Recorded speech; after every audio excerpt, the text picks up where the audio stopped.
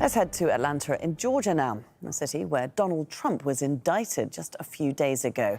And it's where his rivals for the Republican presidential nomination are meeting to rally support for their White House campaigns.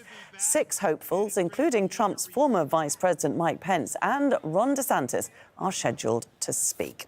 Oh, for more on this, let's go to John Hendren. He's also in Atlanta. First of all, John, just explain to us why Trump is not at this conference. Well, Trump isn't there for the very simple reason that he was not invited. The radio host who puts this event on, Eric Erickson, doesn't like Trump. He says he endeavors not to mention his name at this conference.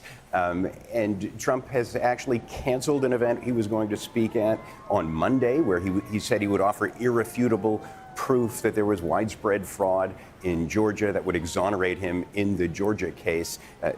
He says he's now been advised by his lawyers not to do that, not just because he hasn't proved that point in 3 years, but because his lawyers want to present those issues in court. So Trump isn't appearing at this forum. He's not appearing on Monday. And at the first Republican debate on Wednesday in Milwaukee, Trump also says he's probably not going to appear there. So it's conceivable that the first time we see Trump in public in the next week is a split screen moment where on Wednesday, the first Republican debate goes on, and if he has surrendered himself here in Atlanta at the jail before that time, those might be the first pictures we get of him. But he has also talked about having a competing event on Wednesday to that Republican debate. So we'll wait and see whether we see Trump or not.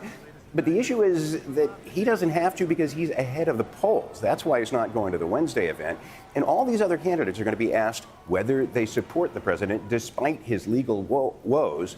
And because he has so much support in the Republican base, he's about 30 points ahead of the other candidates in polls.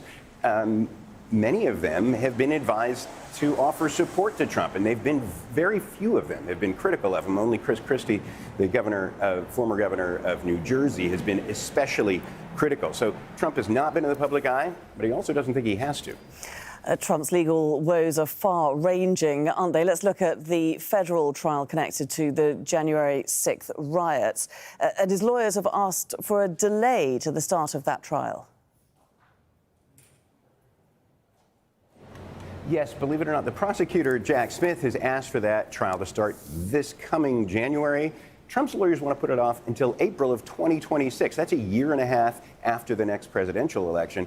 And by that time, many of these points may be moot. There are a lot of novel legal issues to be decided. But the bottom line is he really does have a very crowded legal schedule right now. Just with the 4 criminal indictments he faces, the January, he's accused in Washington, D.C. of trying to overturn the 2020 election. That happens in January. The case here in Georgia, that happens in March.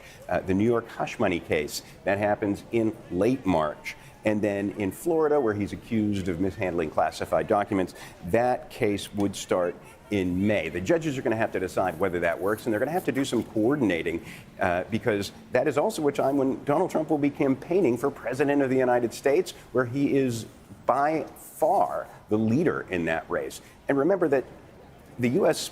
presidential primaries begin at the beginning of the year. The Iowa caucuses start in January. So all that time, he's going to be juggling court and campaigning.